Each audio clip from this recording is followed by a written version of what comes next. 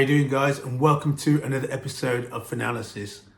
In just under a week, on August 16th, we've got Moses Itauma versus Dillian Whyte. Let's get into it. Now, a lot of people are looking at this as an easy win for Moses Itauma. They're saying that he's going to walk straight over Dillian Whyte and wipe him out within 3 rounds. Well, is that the case? I'm not so sure. Dillian, he's fought some very top contenders with his battles with AJ, Povetkin, Fury, Parker. There's been many more, and it hasn't been a walkover for any of them, but I know there is an age gap. Dillian is now 17 years older than Moses Itauma, and Moses is a strong, young, fast, and very hungry young man. Dillian, some might say he's past his best now. And his last 2 fights haven't been very entertaining, and he's laboured through them, but he has got the win. Now, this is going to be a real test for Moses Itauma, because this is the first fight of credibility, real credibility, that he's facing. Although Dillian Whyte is older, it's still a test. And it's also going to be a test for Dillian Whyte because he's facing a younger fighter, a fast fighter, a hot contender, a prospect. And the age gap, 17 years, I think that is going to play a big part. But having said that, both fighters are in training.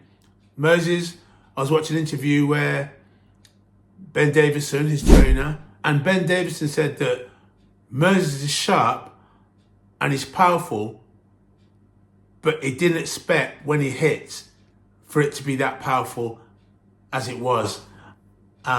Moses said that he's been training now. He's got a 16-week camp, and the first 2 weeks of that was losing weight and getting in shape. So he's training hard and he's ready for this fight. He looks at Dillian as someone that he respects, and he knows that this is his first test, but he's not worried about it.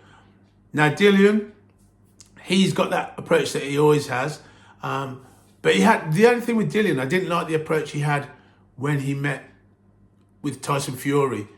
That wasn't good. There was no energy there, and when he was in the ring, there was no urgency.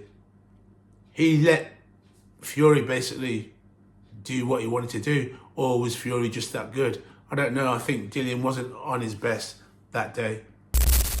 But he's going to need to be on his best because Moses is fast, he's sharp, and he's explosive. Now, I think with Dillian, in the Franklin fight, I saw him use the cross guard, and I think he's going to have to utilise that. Dillian has good jab, but with Moses, you can't just do a single jab or even a double jab. You're going to need to do a triple jab.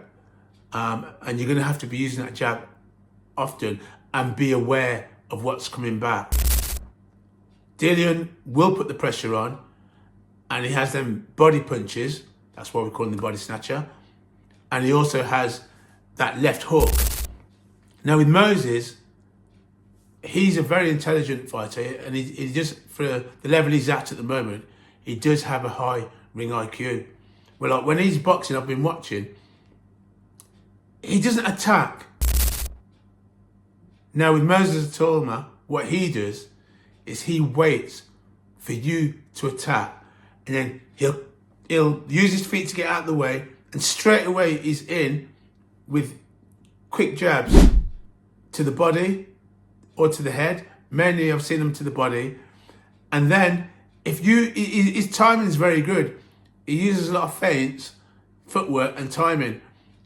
And if you go to hit him, jab him, and you miss, he will take you out. If you're not ready, that's when he takes you out, as we've seen with Dempsey McLean. So this is an interesting fight, and it's a fight I'm looking forward to. Now, when I was watching this interview with Buddy McGurk says he asked Dillian if he wants this fight. Is he ready? And Dillian said yes. Now, Buddy McGurk says that he doesn't look at video footage of other fighters, and he compared it like when you go to war on the battlefield, you don't look and study your opponent.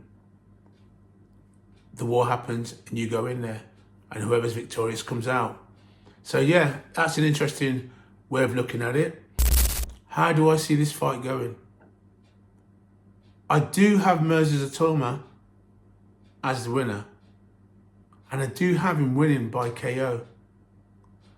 And Moses, he does have an uppercut in his arsenal, and I actually think if anything's going to take Dillian out, it will have to be the uppercut, because that's been shown time and time again that that's the punch that takes him out. You can go in there, you can be hitting him, but the uppercut flicks the switch. Having said that, Dillian can make this fight last. Dillian's got to do, like I mentioned earlier, triple up the jab, be consistent with the pressure, keep the guard, keep his hands up. After he throws something, be ready for the counter. Like I said, for Dillian to prevent himself from getting caught by that uppercut and taking him out, he needs to utilise that cross guard. That will help him. And use his body weight and his size.